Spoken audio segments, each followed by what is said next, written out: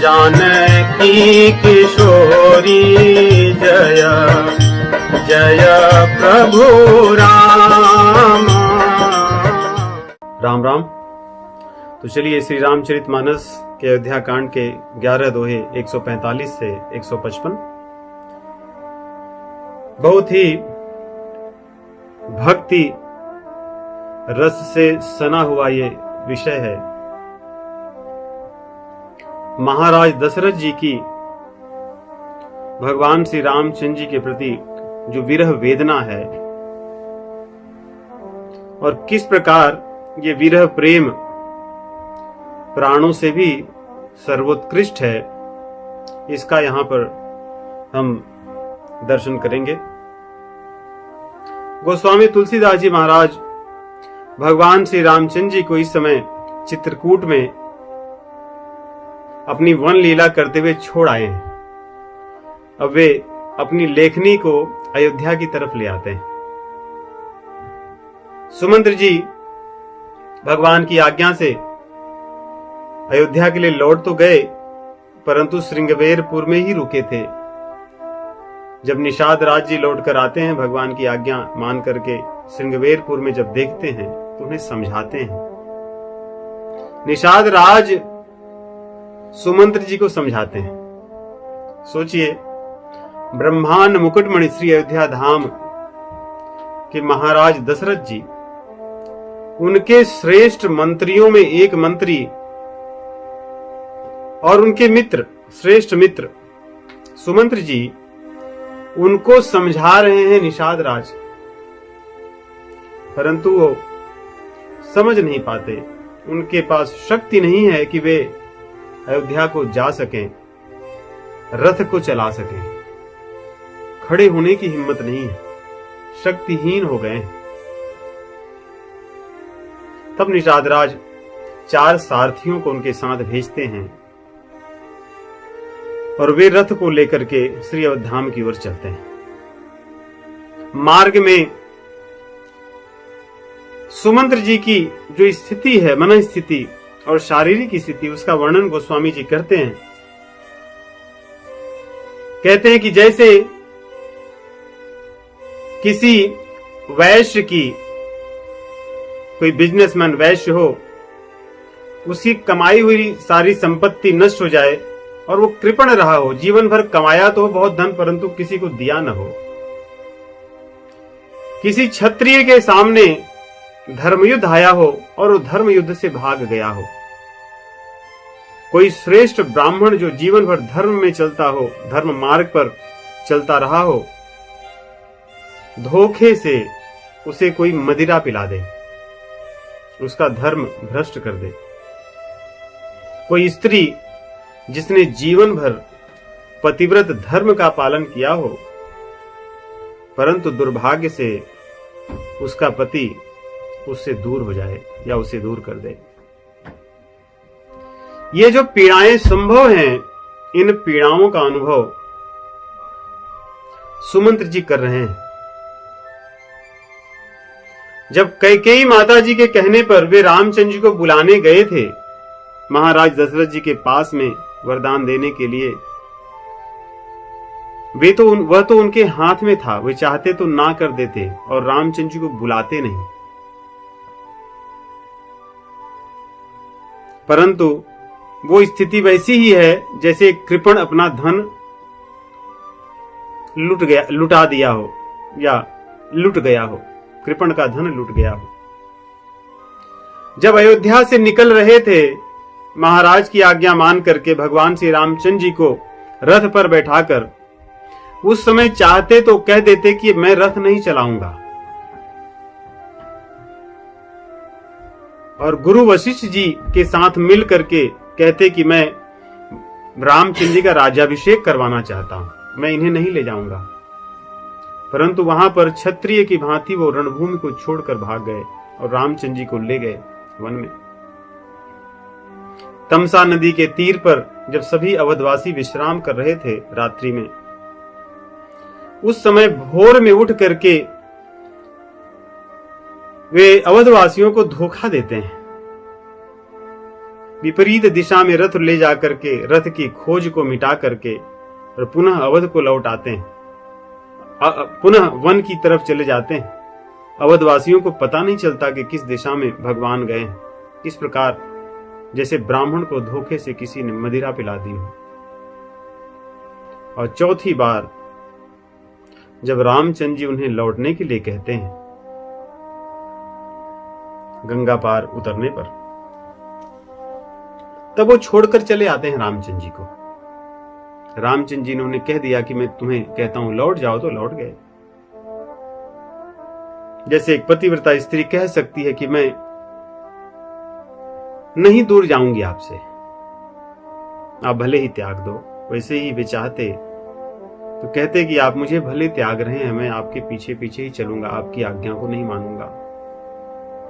वहां पर भी वे चूक गए। तो इस प्रकार 4 प्रकार की मनस्थिति का वर्णन गोस्वामी जी करते हैं, और चारों स्थितियां बड़ी भयंकर है, मृत्यु के समान है।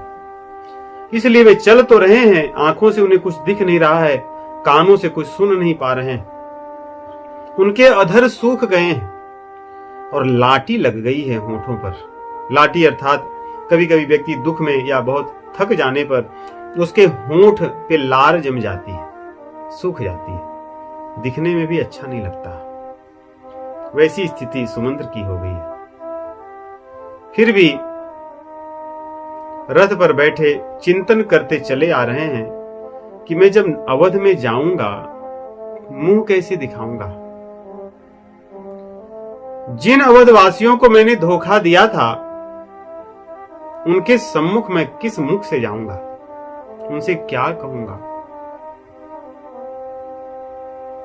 उनका चेहरा सूख गया।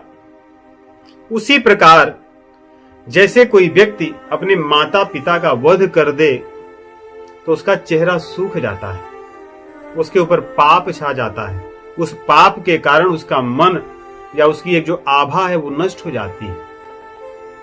ये पापियों के, अधिक पाप करने वालों के चेहरे पर एक प्रकार से झुर्रियां या एक प्रकार से तनाव होता है। देखिए, संसार में जब पाप बढ़ता है तो हर व्यक्ति पर शोक बढ़ता है।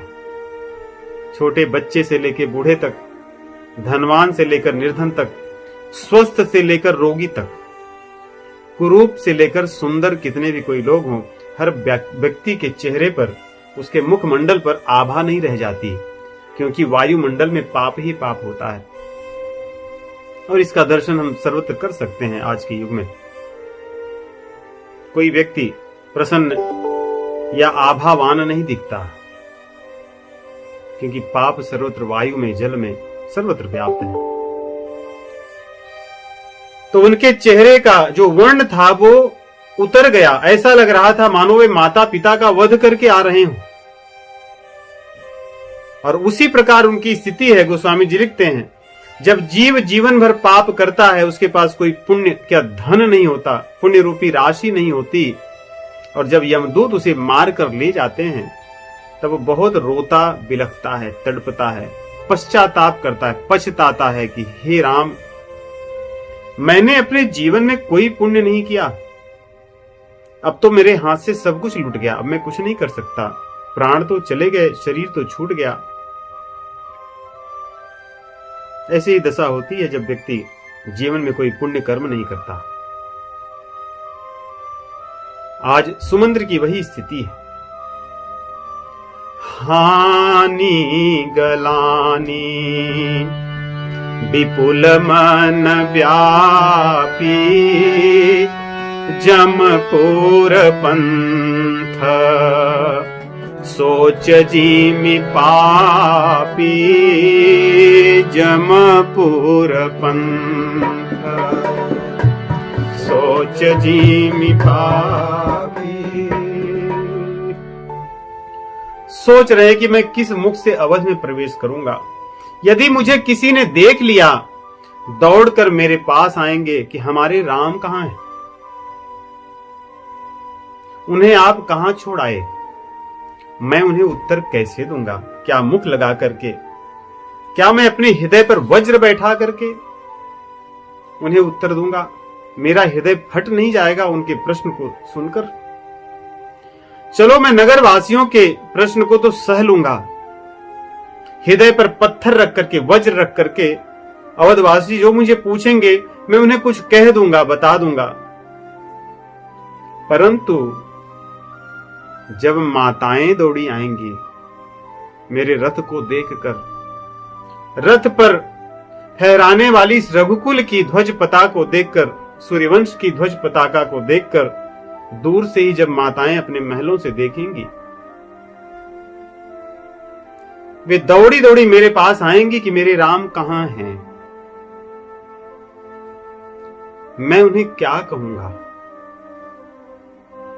अपने सिर पर हाथ रख करके पूछते हैं कि मेरा भाग्य ऐसा फूट गया कि मैं उनके प्रश्न का उत्तर देने की स्थिति में नहीं रह गया। चलिए मैं अन्य माताओं को सह तो लूंगा, कुछ कह लूंगा, लेकिन जब लखन भैया की माता दौड़ कर आएंगी कि मेरा लाल कहां है, मैं उन्हें क्या उत्तर दूंगा?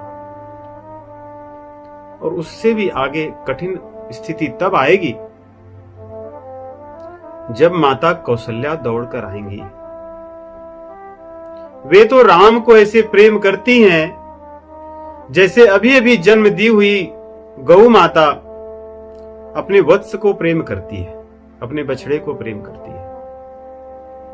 इस 25 वर्ष की अवस्था में भी राम जी को कौशल्या जी वैसे ही प्रेम करती है। मैं उन्हें क्या कहूंगा? गोस्वामी जी लिखते हैं, पूछी जब ही लखन महतारी, कहिहूं कवन संदेश सुखारी, कहिहूं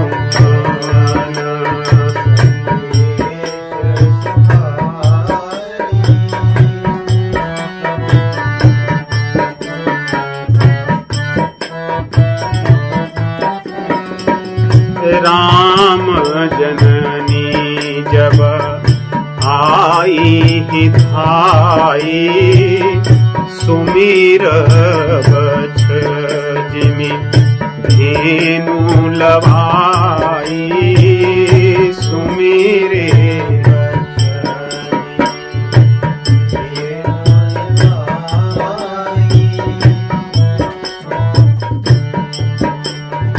आगे कह रहे हैं कि माताओं को तो मैं कुछ कहूंगा कि हाँ मैं छोड़ आया हूं, राम और लखन को मैं छोड़ आया, अपनी गलती को, अपने अपराध को मैं उनके सामने व्यक्त कर दूंगा। परंतु जब महाराज मेरी तरफ नेत्र उठाकर पूछेंगे कि हे सखा मेरे राम कहां हैं, मैं उसको कैसे सहूंगा? क्योंकि महाराज जी का प्रेम तो अद्वितीय प्रेम है, वे तो राम के बिना नहीं रह सकते, ये मैं जानता हूं। तो मैं ही तो महाराज जी के मृत्यु का कारण बनने जा रहा हूं, इस प्रकार विचार कर रहे हैं।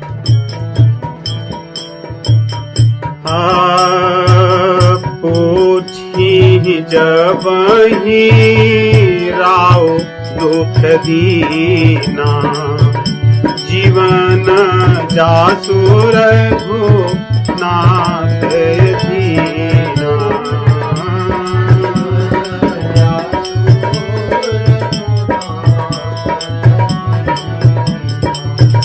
देह उतरो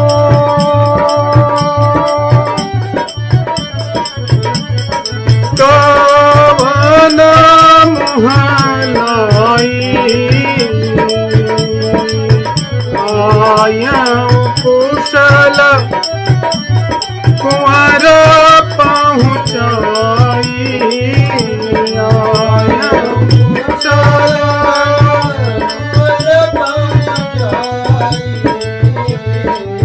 कहूंगा हे महाराज मैंने कुशलता पूर्वक उन्हें पहुंचा दिया वन में।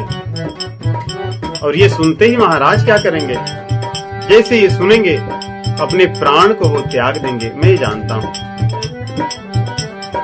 सुनत लखन सिया राम संदेश, तृण जीमितनु परिहरिहीन रे।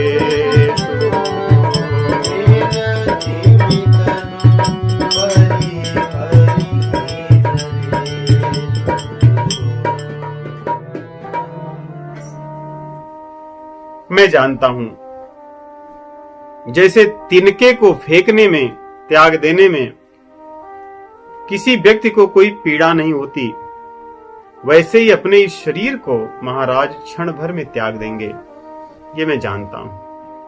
और ये सब जानकर, सोचकर मेरा हृदय अब तक नहीं फटा, मैं अब तक जीवित हूं। धिक्कार है मेरे इस शरीर पर, धिक्कार है मेरे हृदय पर, धिक्कार है मेरे इस जीवन को।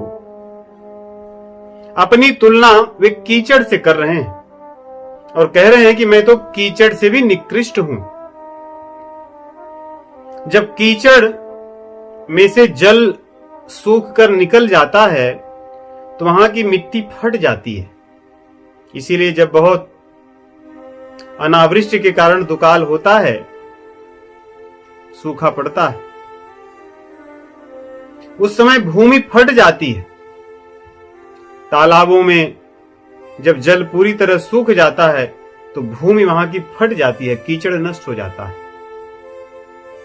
कहते हैं कि जल के चले जाने पर कीचड़ भी फट जाता है, परंतु मैं ऐसा दुष्ट हृदय व्यक्ति हूं, इतना कठोर हृदय हूं कि प्रियतम रूपी रस के जल के चले जाने पर भी, रामचंद्र जी रूपी प्रियतम जल को चले जाने पर भी मेरा हृदय अब तक नहीं फूटा है। मैं कैसा दुष्ट हृदय हूं, कठोर हृदय हूं, वज्र हृदय व्यक्ति हूं। मुझे तो ऐसा लग रहा है जीते जी यातना शरीर दे दी गई है। यातना शरीर तो मरने के बाद दी जाती है, जिसमें कष्ट भोगा जाता है। मेरी ये शरीर क्यों नहीं नष्ट हो रही? जैसे यातना शरीर मिलती है, जीव जब मर जाता है, शरीर को त्याग देता है, तो उसके पाप को भोगने के लिए यमदूत उसे यातना शरीर देते हैं। वो शरीर जल्दी नष्ट नहीं होता, उसको कितना भी काटो फिर जुड़ जाता है, जला दो फिर भी जीवित रहता है, उसको मारो कितने भी फिर भी शरीर नष्ट नहीं होता, पीड़ा बड़ी होती है। मनुष्य शरीर तो अच्छा है कि इतना मार खाने पर चला जाता है प्राण, तो पीड़ा कम हो जाती है। सुमंत्र जी कह रहे हैं मेरी स्थिति यही है, मुझे तो जीते जी यातना शरीर दे दी गई है। इस प्रकार पश्चाताप करते हुए, मन में विविध प्रकार के विचार करते हुए वे चले आ रहे थे। तमसा नदी जब आती है, तमसा तीर आता है, वहां से निषाद राज के जो सारथी थे उनको वो लौटा देते हैं। कहते हैं आप चले जाइए, अब मैं यहां से अकेले जाऊंगा। अब वे नगर में प्रवेश तो करना चाहते हैं, परंतु मन में संकोच है कि दिन के इस प्रकाश में यदि मैं नगर में प्रवेश करता हूं तो मुझे सभी लोग देखेंगे, सब दौड़ कर आएंगे, मैं तो उन्हें कुछ कह नहीं पाऊंगा।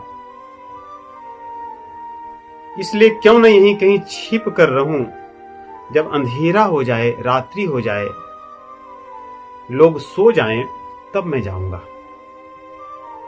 ऐसा विचार करके एक वृक्ष के नीचे रुक जाते हैं और कहते हैं कि वहां पर रुकते हैं, ऐसा लगता है मानो उन्होंने गुरु को, ब्राह्मण को और गाय को मारा हो, ऐसी उनके मन में पीड़ा है, ऐसे शोक में तप रहे हैं। एक एक पल उनका युगों के समान बीत रहा है, परंतु कैसे भी उन्होंने दिन को बिताया। रात्रि हुई तब अंधेरे में नगर में प्रवेश किए और नगर में प्रवेश करके भी रथ को दूर ही रखे, क्योंकि महल तो बड़े बड़े होते थे। महल में कई 7-10 ऐसे दरवाजे हुआ करते थे, सुरक्षा की दृष्टि से और ऐश्वर्य की दृष्टि से। प्रत्येक दरवाजे पे द्वारपाल हुआ करते थे, सेवक हुआ करते थे, और हर व्यक्ति हर द्वार तक नहीं जा सकता था। केवल सुमंत्र जी ऐसे थे जिनका रथ महल के मुख्य द्वार तक, जो आंतरिक द्वार था, वहां तक जा सकता था, परंतु इन्होंने अपने रथ को, जो महल का प्रथम द्वार था, उसके बाहर ही रोक दिया, क्योंकि इनके मन में भय है, रथ पर जाऊंगा तो लोग देखेंगे, और पैदल जाऊंगा तो अधिकतर लोग रात में ध्यान नहीं देंगे, उन्हें लगेगा कि हम में से कोई एक सेवक है। इसलिए वे रथ को वहां रोक करके महल में अंधेरे में प्रवेश करते हैं। जिन्हें भी समाचार मिला, जो देख पाए कि तो सुमंत्र जी हैं, शोर हो गया। सब लोग दौड़ करके देखने के लिए आए कि महाराज के द्वार पर क्या संदेश निकलेगा, क्योंकि उनके मंत्री जब भीतर गए हैं तो कुछ तो बात बताएंगे कि महाराज जो संदेश कि श्री रामचंद्र जी समय कहां है। इसलिए सभी लोग बड़ी उत्सुकता के साथ नगर के बाहर उसी प्रकार खड़े हैं और तड़पड़ा रहे हैं जैसे जल में से मछली निकाल दी गई हो। वैसे ही लोग संदेश सुनने के लिए तड़प रहे हैं कि कब कोई संदेश आएगा कि रामचंद्र जी कहां हैं। सचिव आगमन सुनत सब, बिकल भयोर निवास, भवन भयंकर लागत ही, मानहु प्रेत निवास। गोस्वामी जी लिख रहे हैं कि जो रनिवास थे, रनिवास तो कई थे, रानियों के अपने अपने महल थे, सब महल खाली हो गए हैं, क्योंकि सब रानियां इस समय दौड़ करके जिस महल में सुमंत्र जी गए हैं वहां गई हैं। इसलिए बाकी सब जो महल हैं वे ऐसा लग रहा है कि भूत का निवास स्थान है। सब सर्वत्र हाहाकार एक तरह से भयंकर ध्वनि जैसी सुनाई दे रही है। अब रानियां आकर के पूछने लगती हैं महाराज जी से, सुमंत्र जी से, अति आरती पूछहि सब रानी, उतरन आव बिकल भई बानी। सुनई न श्रवण नयन नहीं सूझा, कहूँ कहाँ निपते ही तेहि बूझा। दासिन दीख सचिव दिखलाई, कौसल्या गृह गई रमाई। जाय सुमंत्र दीख कस राजा, अमीर हित जनु चंद विराजा।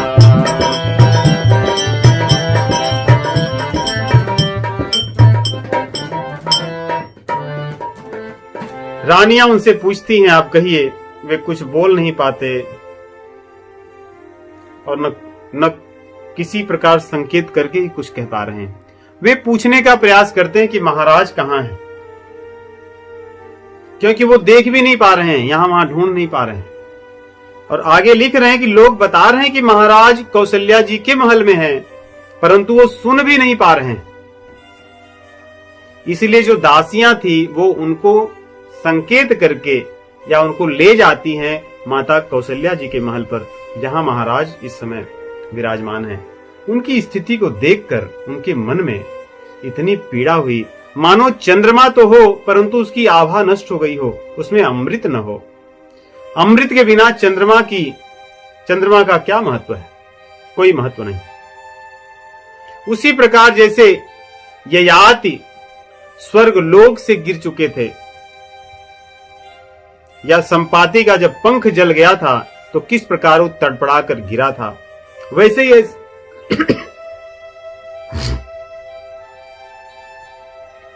ही आज ऐसा प्रतीत होता है कि महाराज जी का पूरा पुण्य नष्ट हो गया है और वे भूमि पर गिरे हैं। सोचिए, चक्रवर्ती महाराज दशरथ जी आज भूमि पर गिरे हैं, उनके वस्त्र तितर बितर हैं, आभूषण तितर बितर हैं, उनकी आंखें बंद हैं, वो बोल नहीं पा रहे हैं। ऐसी स्थिति में देख करके सुमंत जी का हृदय फट जाता है। उन्हें ययाति की कथा याद आती है। ययाति की कथा राजा नहुष के पुत्र ययाति की पत्नी शर्मिष्ठा और देवयानी शुक्राचार्य की पुत्री और शर्मिष्ठा वृषपर्वा दैत्य की पुत्री थी। वृषपर्वा के यहाँ पुरोहित के रूप में शुक्राचार्य रहते थे, तो शुक्राचार्य की बिटिया देवयानी और वृषपर्वा की बिटिया शर्मिष्ठा दोनों बड़ी अच्छी सखियां थीं। एक बार स्नान करने के लिए तालाब पर गई थीं। वहां पर भगवान शिव जी का आगमन या उनके अन्य गणों का आगमन सुन करके ये तुरंत अपने वस्त्रों को जल्दी जल्दी दौड़कर पहन ली। उसमें देवयानी का जो वस्त्र था, देवयानी ने शर्मिष्ठा के वस्त्र पहन लिए गलती से। शर्मिष्ठा को बड़ा क्रोध आया, उसने देवयानी को कुएं में ढकेल दिया। तो राजा ययाति वन में जब भटक रहे थे, उन्होंने इस कन्या के जब वाणी को सुना कि कोई कुएं में गिरी हुई है, तो उन्होंने निकाला और अपना परिचय दिया और वे चले गए। बाद में देवयानी ने यह कथा अपने पिताजी को बताई और जब देवयानी लौट कर आई तो उसने सारी जब बातें बता दी तो उसके पिताजी बोले कि अब मैं वृषपर्वा के यहाँ नौकरी नहीं करूंगा, अर्थात यहाँ पे मैं पुरोहित का काम नहीं करूंगा। इसलिए उसका राज छोड़ने का इन्होंने निश्चय किया। वृषपर्वा दैत्य तो था, परंतु वो जानता था कि शुक्राचार्य जी जैसे विप्र यदि हमारे राज्य से निकल जाएंगे तो उनके श्राप के कारण ही मेरा राज्य नष्ट हो जाएगा। इसलिए वो दौड़ कर आया और कहा कि आप क्षमा कीजिए। शुक्राचार्य अपनी पुत्री को बहुत प्रेम करते थे। उन्होंने कहा कि मेरी बिटिया की जो इच्छा होगी वो यदि आप पूरा कर दोगे तो मैं क्षमा कर दूंगा, तब मैं रहूंगा। देवयानी से वृषपर्वा ने जब पूछा तो देवयानी ने कहा कि शर्मिष्ठा मेरी बात सदैव माने, यदि मेरी किसी बात का उल्लंघन करेगी तो फिर हम लोग आपका नगर छोड़ देंगे। वृषपर्वा ने बहुत सोचा, कहा ठीक है, अपनी बिटिया को भी समझाया, बिटिया भी मान गई। तो बाद में ययाति का विवाह देवयानी के साथ होता है। तो देवयानी ने कहा कि शर्मिष्ठा मेरे साथ चलेगी, मेरी सेविका बनकर जीवन भर मेरी सेवा करेगी, यही मेरी इच्छा है। शर्मिष्ठा भी तैयार हो गई क्योंकि पिता के राज्य की रक्षा करने के लिए वो भी गई। तो देवयानी के दो पुत्र थे, तुर्वसु और यदु। यही यदुवंश चला जिसमें भगवान श्री कृष्ण आए। और तुर्वसु से यवनों का वंश चलता है। यवन अर्थात जो वेद विरुद्ध हैं, जिसको हम लोग आजकल दूसरे धर्म के मानने वाले लोग कहते हैं, जो वेदों को नहीं मानते। भारत में यवन मुसलमानों को कहते हैं। और जो शर्मिष्ठा थी, बाद में ययाति और शर्मिष्ठा का संबंध हुआ। उनके 3 पुत्र हुए, अनु, द्रुह्यु और पुरु। जो अनु थे उन्हीं से वंश म्लेच्छों का चला, जिनको आज के समय में हम ईसाई कहते हैं, और उनसे संबंधित जो पंथ मानने वाले लोग हैं। और जो राजा, जब ययाति और शर्मिष्ठा का संबंध जब देवयानी को पता चला तो उसने अपने पिता को बताया। पिता क्रोध में आकर के ययाति को श्राप दे दिए कि तुम अब से बूढ़े हो जाओगे। अब ययाति को तो बहुत दुख हुआ। उन्होंने अपने सभी पुत्रों को बुलाया और कहा कि अब तो मैं बूढ़ा हो गया हूं, मैं तप करूंगा। उन्होंने तप करने जाने के पहले शुक्राचार्य से कहा कि यदि आप मुझ पर कृपा करें, आपने श्राप तो दे दिया, परंतु इससे मैं बाहर कैसे निकलूंगा। शुक्राचार्य जी ने कहा यदि आपके जो पुत्र हैं इनमें से कोई भी अपनी युवावस्था आपको दान कर दे और आपका बुढ़ापा वो ले ले तो आप युवक बन सकते हैं। तो उन्होंने अपने पुत्रों से एक एक करके पूछा। देवयानी के पुत्र यदु और तुर्वसु ने कहा कि हम ऐसा नहीं कर सकते। तो उन्होंने उन्हें राज्य से निकाल दिया कि आप चले जाओ, यदि आप हमारे ऐसे पुत्र हैं तो आप चले जाइए। शर्मिष्ठा के जो पुत्र थे, अनु ने कहा कि मैं भी आपकी आज्ञा का पालन नहीं करूंगा, और द्रुह्यु ने भी नहीं कहा कि मैं नहीं सुनूंगा आपकी बात, मैं अपनी युवावस्था आपको नहीं दान दूंगा। तो राजा ने उन्हें भी निकाल दिया। पुरु ने कहा कि पिताश्री, मैं अपनी युवावस्था आपको दान करता हूं। यही पुरु वंश में जो कौरव पांडव आए थे, यही पुरुओं का वंश है। उसमें कुरु आए, फिर कुरु से कौरव और जो वंश चला। तो बाद में बहुत वर्षों तक युवावस्था रह करके उन्होंने राज्य किया और अंत में अपने पुत्र को बुला करके पूर्व को उन्होंने राज्य दिया और बुढ़ापे को स्वयं ग्रहण किया और बहुत घोर तप करके वे स्वर्गलोक गए। इतना तपी थे क्योंकि इनके पिता भी नहुष भी स्वर्गलोक में रहते थे। वहां पर देवयानी इंद्राणी के साथ व्यभिचार की भावना होने के कारण इनके पिता नहुष स्वर्गलोक से गिरे थे, पतित हुए थे। और जो ययाति थे, ययाति भी स्वर्गलोक में गए तो इनका तप बहुत तेज था। इनके तप को देखकर देवता लालायित होते थे। और एक बार इनसे पूछा गया देवताओं की सभा में कि आप इतने तपस्वी हैं कैसे, आपने कैसे तप किया? ये बड़े अहंकार में आ गए और बोले कि मेरे जैसा तो कोई तप कर ही नहीं सकता, मैंने जो तप किया उसका वर्णन मैं क्या कर सकता हूं। इस अहंकार के कारण उनका तप नष्ट हो गया और स्वर्गलोक से वो पतित हो गए क्षण भर में। तो अहंकार तप को नष्ट कर देता है। और अहंकार के साथ साथ इन्होंने अन्य ऋषियों मुनियों की भी अवहेलना की कि मेरे जैसा तप तो कोई मुनि कर ही नहीं सकता, कोई ऋषि कर ही नहीं सकता। तो ये इनकी संक्षेप में कथा थी। तो किस प्रकार ययाति का पुण्य तप नष्ट हो गया और उस स्वर्ग से नीचे गिर गया, वैसे ही महाराज चक्रवर्ती आज भगवान के विरह से पतित हुए दिख रहे हैं, गिर गए। जैसे संपाति का पंख जब जल गया तो भूमि पर गिर तड़पड़ा रहा था, उड़ नहीं सकता था, कहीं चल फिर नहीं सकता था। आज महाराज जी की वही दशा सुमंत्र जी देखते हैं। और महाराज क्या कह रहे हैं? राम राम, बस यही कहते हैं, राम राम।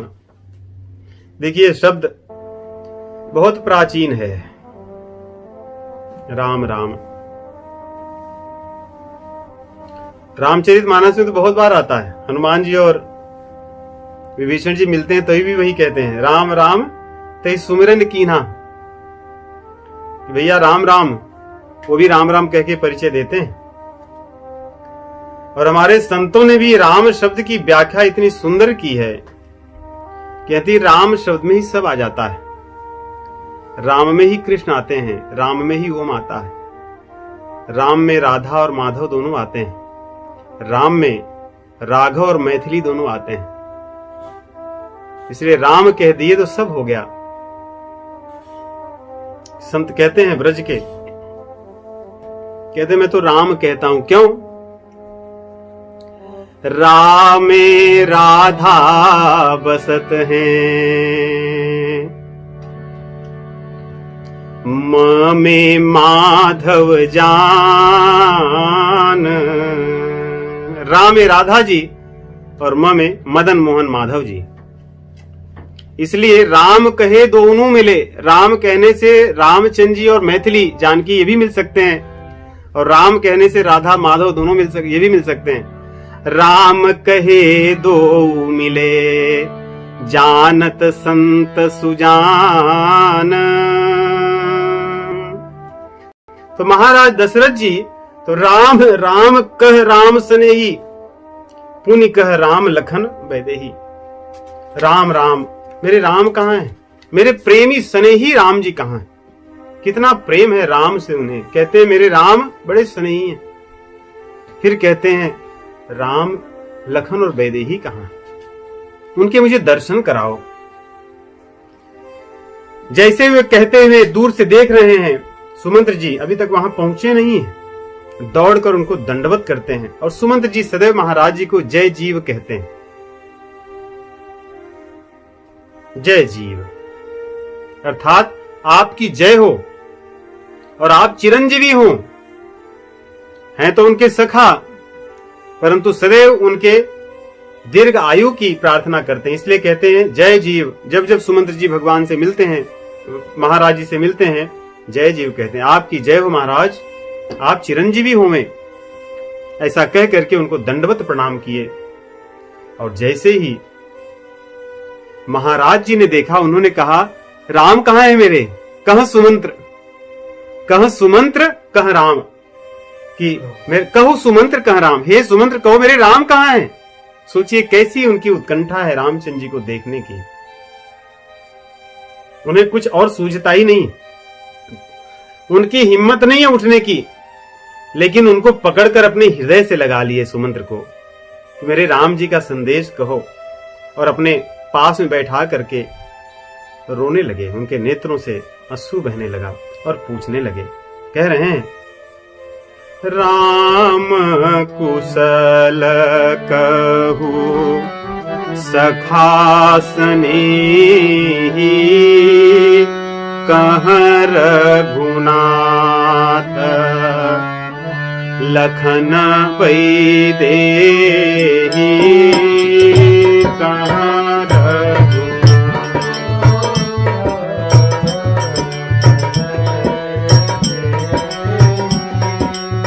रामचंद्र जी की कुशल बताइए मुझे, वो कुशल से है ना?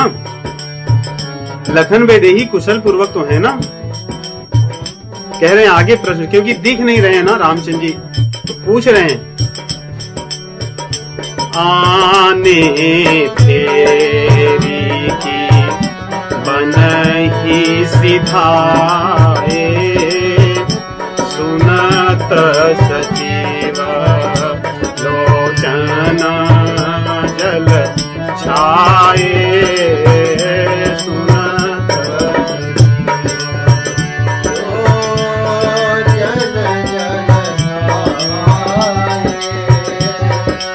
सुनत सचिव।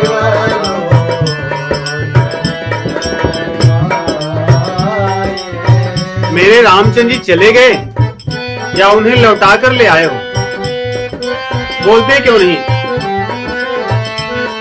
शोक से व्याकुल है, फिर से प्रश्न पूछ रहे हैं पुनः। शोक विकल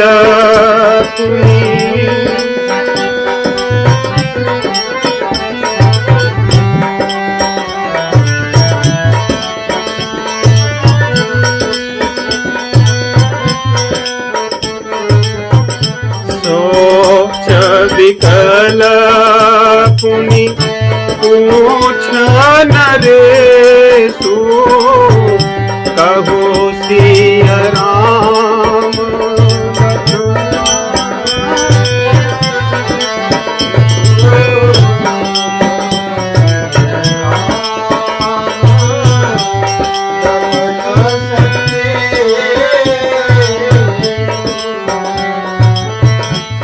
ये सुमंत्र कहिए, रामचंद्र जी का संदेश बताओ। मैं तो बहुत पापी हूं, मैंने अपने पुत्र को राज देने के लिए कहा, परंतु उसको बुलाकर मैंने वनवास दे दिया। मेरा मन अभी भी फटा नहीं है, मैं अभी भी जीवित हूं, मैंने अभी भी शरीर को नहीं त्यागा। कौन होगा मेरे जैसा पापी, कौन होगा? रावो सुनाई दीन्हा मन बासु, सुनि मन भयउ न भरत हरासु, सो सुत बिछुड़त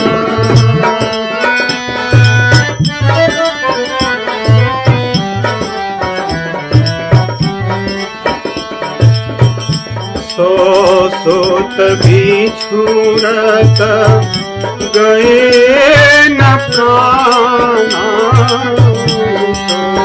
सोत बिछुड़त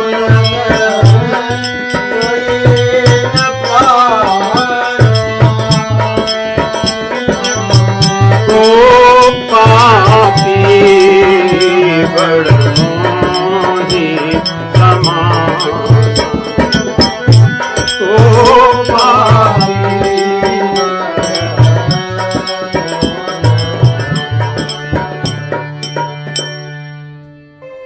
मेरे जैसा पापी कौन है?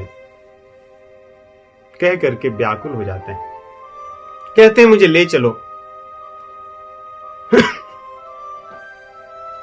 जहां पर मेरे रामचंद्र जी है वहां ले चलो, नहीं तो मैं अपने प्राण को त्याग दूंगा। इस प्रकार कह करके महाराज व्याकुल हो जाते हैं।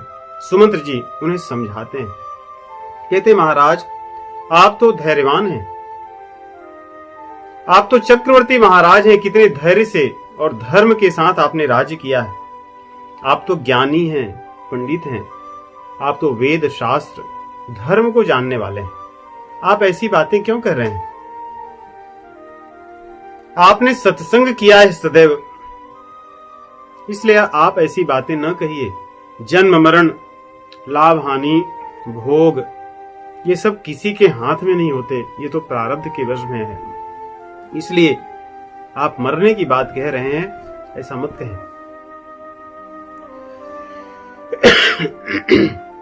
आगे कथा कहना आरंभ करते हैं। कहते हैं कि हे महाराज, जो जो चीजें हुई मैं आपको बताता हूं। अवध से निकलने के बाद में तमसा के तीर पर विश्राम किया और वहां पर भगवान के कहने पर मैं रथ के खोज को मिटाकर वन की तरफ चले गया और अवधवासी वहां से लौट कर आए। आगे श्रृंगबेरपुर में पहुंचते हैं। कैसे निषाद से भेंट होती है, किस प्रकार रामचंद्र जी वहां पे बट वृक्ष के दूध को लेकर के अपनी जटा को बनाते हैं, भैया लखन की जटा को बांधते हैं और फिर नाव को मंगा करके केवट के द्वारा गंगा को पार करते हैं। नाव पर लखन भैया सबसे अंत में बैठते हैं। सारी बातें बड़े विस्तार से बता रहे हैं और लक्ष्मण जी धनुष भी साथ में लिए हैं और केवट पर जैसे क्रोध करते हुए सारी बातें बताते हैं। वहां से रामचंद्र जी मुझे लौटने के लिए कहते हैं और मुझे संदेश भी कहते हैं।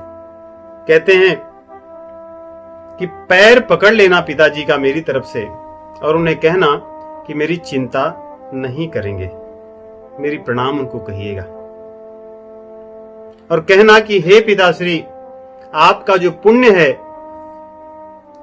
उस पुण्य के प्रताप से मैं इस धर्म का पालन कर लूंगा। सोचिए रामचंद्र जी की विनम्रता कैसी।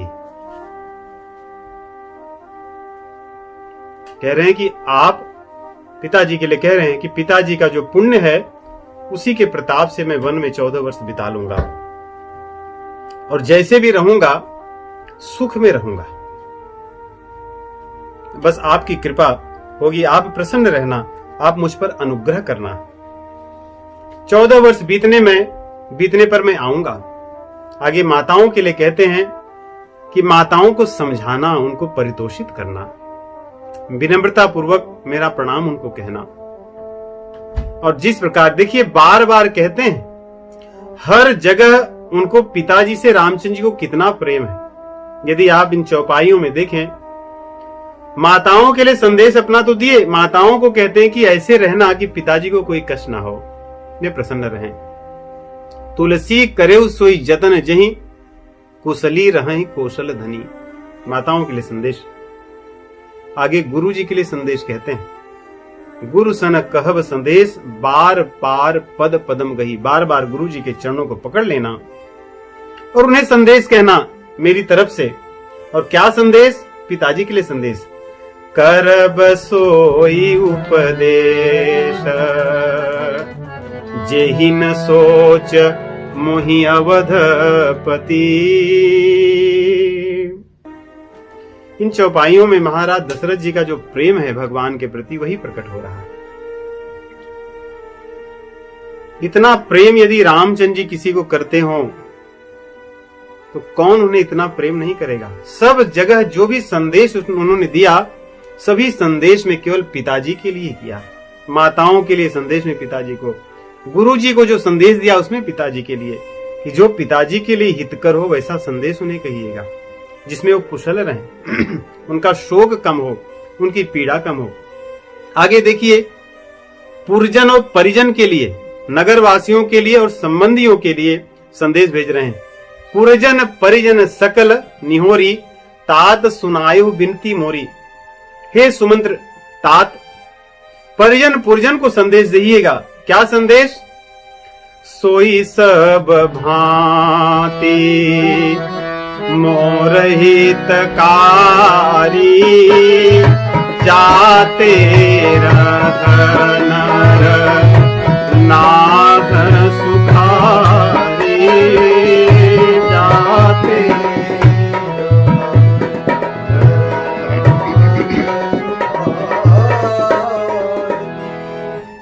धन्य है ये प्रेम रामचंद्र जी का, नगर वासियों के लिए संदेश है कि आप वही काम कीजिएगा जिससे मेरे पिताजी नर नाह, जिससे महाराज प्रसन्न हो, सुखी हो। जो परिजन हैं अर्थात जो अपने भाई बंधु, उनके लिए संदेश यही है जिससे मेरे पिताश्री प्रसन्न हो, सुखी हो, वैसे ही आप व्यवहार कीजिएगा। उनके लिए संदेश भेजा। आगे भरत जी के लिए संदेश भेजते हैं। सोचिए, भरत जी के लिए संदेश बड़ा अद्भुत है। यह संदेश सुनकर ऐसा लगता है कि क्या कहीं भरत जी राज्य को पाकर अहंकारी बन जाएंगे, क्योंकि रामचंद्र जी कहते हैं, कहब संदेश भरत के आए, नीति न तजिया राजपद पाए, पालेहु प्रजहि करम मन बानी, से येहु मातु सकल समझानी। आगे कह रहे हैं, और निभाए हूं भायप भाई, कर पितु मातु सुजन सेवकाई। भरत जी के लिए संदेश है कि राज पाने के बाद तुम राजपद के अहंकारी मत जाना, राजपद की नीति न भूल जाना। क्षमा कीजिए, अहंकार नहीं कहते, नीति न भूल जाना। नीति न तजिए राजपद पाए। क्यों ऐसा कह रहे हैं? क्या भरत जी राजपद पाकर अहंकारी हो जाएंगे और नीति छोड़ देंगे? नहीं, ऐसा नहीं है। इसलिए कह रहे हैं कि राजपद मिलने के बाद आप प्रजा का सेवन, प्रजा की रक्षा अच्छे से कीजिएगा। आप इस क्रोध में आकर कि माताजी ने भैया को वन में भेज दिया है, आप राज्य को छोड़ मत देना, क्योंकि जब राज्य को छोड़ दोगे तो प्रजा अनाथ हो जाएगी। इसलिए प्रजा का पालन करना, उनकी सेवा करना आपका कर्तव्य, यही नीति है। आप अपनी व्यक्तिगत दुख को, पीड़ा को बीच अपने राज धर्म में मत आने देना, इसलिए प्रजा की सेवा करना।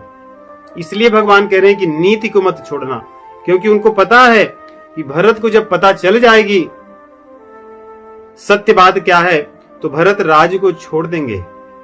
इसलिए भरत को एक तरह से आज्ञा दे रहे हैं कि राज को मत छोड़ना, राज करना तुम्हारा धर्म है, मेरी आज्ञा है। माताओं की सेवा करना, माताओं को समान रूप से मानना, क्योंकि उन्हें पता है कि कैकेयी के साथ भरत जी क्रोध पूर्वक माता का संबंध नहीं रखेंगे, इसलिए उन्हें विशेष शिक्षा दे रहे हैं। आगे कह रहे हैं कि भाई के संबंध को निर्वहन करना। भाई का संबंध क्या है?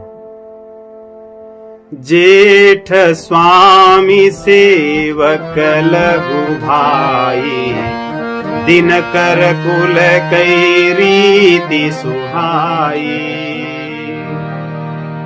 जो बड़ा भाई है वो स्वामी है, उसकी आज्ञा का पालन करना तुम्हारा धर्म है। इसलिए मुझे पता है कि तुम्हें दुख होगा, इसलिए मेरी आज्ञा को मत छोड़ना। इस संबंध को याद रखना। ये सब तो बता दिए, आगे जो संदेश देते हैं वो सुनिए। पिताजी के लिए पुनः संदेश देते हैं।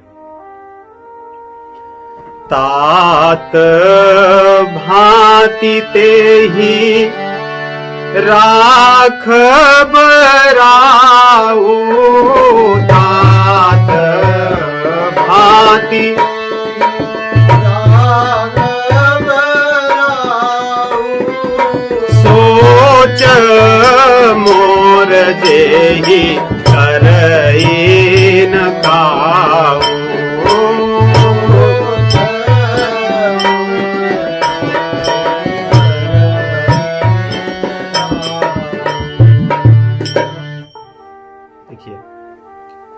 भरत जी के लिए भी संदेश जो है उसमें पिताजी के लिए ही कहा है।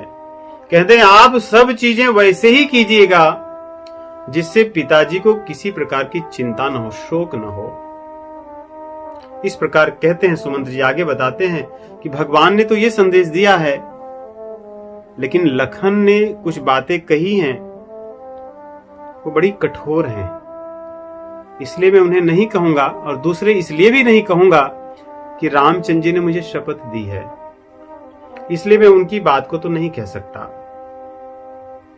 आगे माता जानकी जी की बात के लिए कहने जाते हैं। कहते हैं, जानकी जी बड़े रोते हुए आंखें भर करके भाव विभोर हो करके कुछ कह ही रही थी, जो बोल नहीं पाई। और उसी समय मैं नाव पर बैठकर लौट आया। इसलिए जानकी जी का भी कोई संदेश मैं नहीं कह सकता, और लखन के जो शब्द थे रामचंद्र जी की आज्ञा के कारण मैं उन्हें भी नहीं कह सकता। इस प्रकार कह करके उनका शरीर शिथिल हो गया। और आगे कहते हैं, कह रहे कि मेरी भी स्थिति ऐसी है महाराज कि मैं अपने दुख को भी व्यक्त नहीं कर सकता। और जैसे ये सारी बातें सुने महाराज भूमि पर गिर पड़े। सूत बचन सुनत ही नर नाहू, परेहु धरनि उर दारुन दाहू। पहले भी भूमि पर गिरे थे। सुमंत जी के आने पर उनकी प्राण शक्ति इतनी तेज हो गई थी कि उठकर बैठकर उन्हें हृदय भी लगा लिए थे, अपने पास बैठाकर बातें भी करने लगे। परंतु ये संदेश सुनने के बाद में पुनः भूमि पर गिर पड़े। ऐसे लगता है मानो बरसात जब होती है पहली बार, तो नदियों में जो फेन होता है वो फेन बड़ा विषैला होता है, और उसमें जो मछलियां आती हैं वो मर जाती हैं। महाराज की स्थिति वैसी ही है कि सब कुछ बातें तो रामचंद्र जी की हो रही हैं। जैसे जल में मछली रहने पर भी मर जाती है माजा के कारण, वो विषैले जल के कारण, फेन के कारण, वैसे ही बातें तो रामचंद्र जी की हो रही है। परंतु राम कथा सुनकर भी महाराज के प्राण अब जाने वाले हैं। ऐसी स्थिति है, वो कुछ बोल नहीं पा रहे हैं। जब सबको पता चल गया, सारी रानियां, क्योंकि सारी रानियां वहां पर एकत्रित थी कौशल्या माता जी के महल में, उन्हें लगा कि महाराज की ऐसी स्थिति तो हमने आज तक नहीं देखी थी। वे सब विलाप करने लगी। करी विलाप सब रोई रानी, महाविपत्ति की जाए बखानी।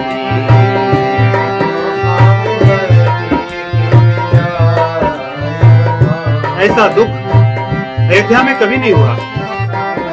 जो दुख था वो भी रो रहा था। ऐसा लग रहा है जो दुख है उसने शरीर धारण किया है, वो रो रहा है। सभी का धैर्य नष्ट हो गया, धीरज नष्ट हो गया।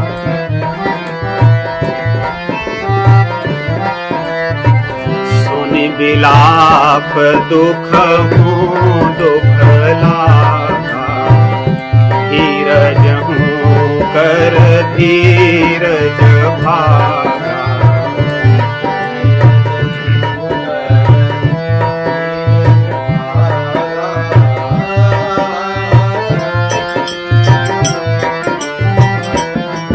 पूरे अयोध्या में शोर हो गया कि महाराज गिर पड़े हैं। सारी रानियां विलाप कर रही हैं। कोई किसी की आवाज सुन नहीं पा रहा है। शोर हो गया है अवध में। शोक की लहर सर्वत्र व्याप्त है। महाराज के प्राण कंठ में आ गए, शरीर शिथिल हो गया। प्राण उनके अब वाणी से निकलेंगे महाराज जी के, इसलिए प्राण कंठ तक आ चुके हैं। कंठ के अतिरिक्त शरीर के किसी भी भाग में अब चेतना नहीं रही। गोस्वामी जी लिख रहे हैं, प्राण कंठ गत भयउ भुआलो, मन विहीनी जनु व्याकुल व्यालो। सारी इंद्रियां शिथिल हो गई हैं, हाथ पैर सब शांत हो गया। कौशल्या समझ गई कि अब महाराज चले जाएंगे।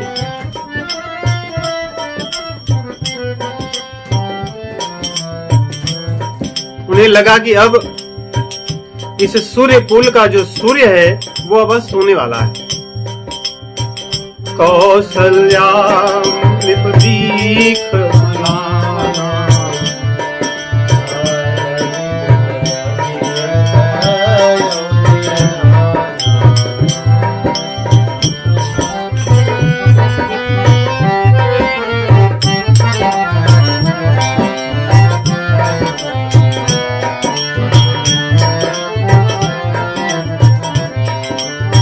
उन्हें जब लगा तो महाराज को धैर्य धारण करके समझाने लगी, कहने लगी कि हे महाराज, आप इस अयोध्या के जहाज हैं, अयोध्या रूपी जहाज के आप कर्णधार हैं, कैप्टन हैं।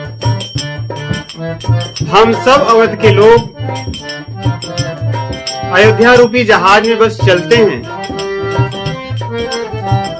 धर्म रूपी सागर में आप ही हमें ले चलते हैं। यदि आप नहीं रहेंगे तो हम तो डूब जाएंगे। आप धैर्य धारण कीजिए, रामचंद्र जी लौट आएंगे 14 वर्ष में। यदि आप धारण कर लें धैर्य तो 14 वर्ष बाद हम सब राम जी को देखेंगे। सोचिए कितना धैर्य होगा कौशल्या जी में, कितना धैर्य है उनमें। इसलिए गोस्वामी जी हमेशा कहते हैं कि कौशल्या जी सदैव विचार करके और धैर्य धारण करके बात करती। यहाँ पर भी उन्होंने यही किया और महाराज जी को समझाती। जौ जिय धरिय विनय पिय मोरी, राम लखन जिय मिलहि बहोरी। हे प्रियतम, यदि आप धैर्य धारण कर लें तो हम सब बच जाएंगे और राम लखन से पुनः मिलेंगे। जैसे उन्होंने कौशल्या जी की बात को सुनी, महाराज आंख खोलते हैं। सबके मन में प्रसन्नता होती है। आंख खोल करके वे कौशल्या जी से कहते हैं कि अब मेरा समय आ गया है जाने का। मुझे एक बात याद आती है जो आज तक मैं तुम्हें बताया नहीं। मृत्यु के समय मुझे वो सारी बातें याद आ रही हैं। श्रवण कुमार की कथा बताते हैं। जिस प्रकार श्रवण कुमार अपने माता पिता को तीर्थाटन पर जब ले जाते हैं तो अयोध्या में सरयू के किनारे जब वो विश्राम करते हैं और माता पिता के लिए जल लेने जाते हैं तो महाराज दशरथ किसी जंगली पशु के भ्रम में शब्द भेदी बाण चलाते हैं और श्रवण कुमार का शरीर छूट जाता है। तो किस प्रकार उनके माता पिता को जब वो जल लेकर पिलाने के लिए जाते हैं तो वे श्राप देते हैं। वो सारी कथा विस्तार से बताते हैं। हम सब उस कथा को जानते हैं, उसको संक्षेप में ही वो सारी बातें बता रहे हैं। तापस अंध साप सुधि आई, कौशल्य ही सब कथा सुनाई।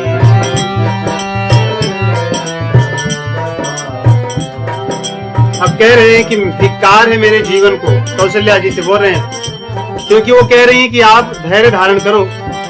वो कहते हैं कि हे कौशल्या, इतने दिन तक तो मैं जीवित था इस आश में कि राम जी आएंगे लौटकर, सुमंत्र जी बताएंगे, और मेरी आशा नष्ट हो गई है। सुमंत्र जी अकेले आए, उनके आने के बाद भी मैं इतने समय तक जीवित था। मेरे जीवन को धिक्कार है, अब मेरे प्राण नहीं रुकेंगे। इसलिए कह रहे हैं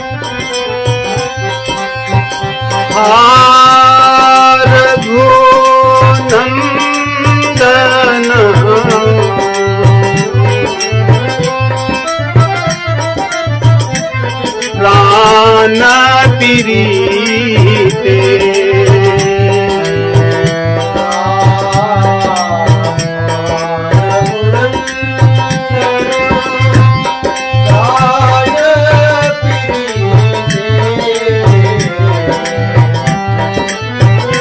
तुम दीनु जियत बहुत दिन बीते,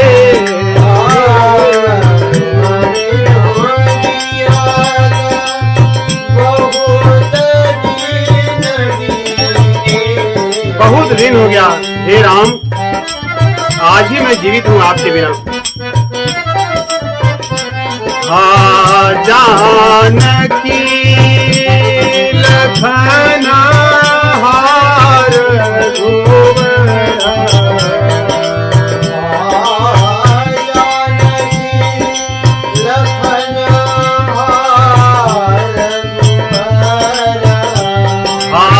पेतु चेत दुहित चातक जलधर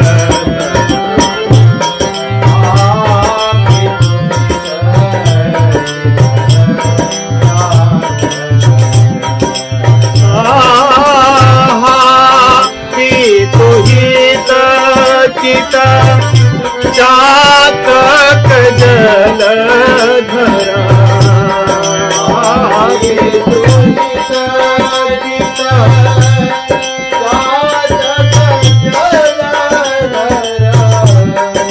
हे राघव, अपने पिता के हितैषी।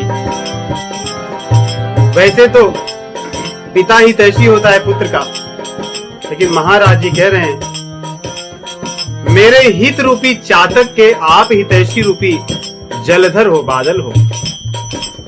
आपको देख कर ही तो मैं जीवित था। जब बादल नहीं है तो मेरे जैसा चातक कहां जी पाएगा? वो तो प्राण को त्याग देगा। इसलिए देखिए महाराज प्राण कैसे छोड़ते हैं। राम राम कही राम कही, राम राम कही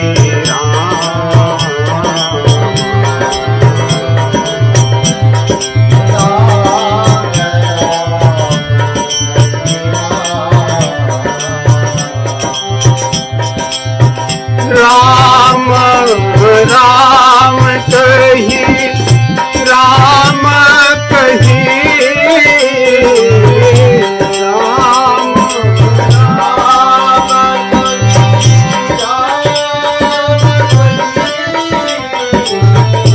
राम राम कही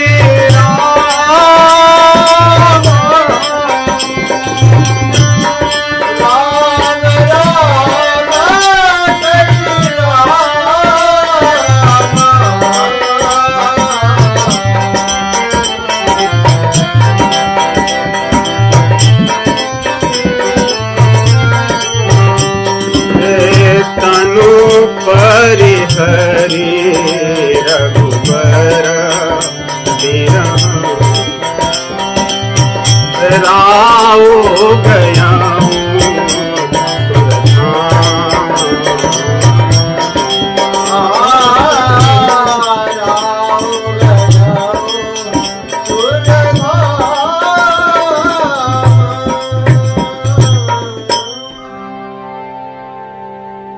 राम राम कही राम कही राम राम कही राम।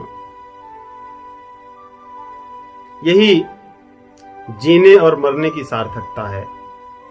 जब तक जीवित थे राम राम ही कहते थे,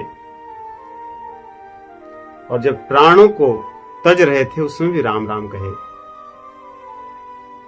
यही रामचरितमानस में रामायण में कहता है, यदि कोई व्यक्ति ने अपने जीवन को बना लिया और जीवन के साथ साथ अपने मरण को बना लिया तो एक ही व्यक्ति हैं, एक ही पात्र हैं, महाराज दशरथ जी हैं। ऐसा प्रेम कहीं देखने को नहीं मिलता। कई लोग अपनी अज्ञानता के कारण,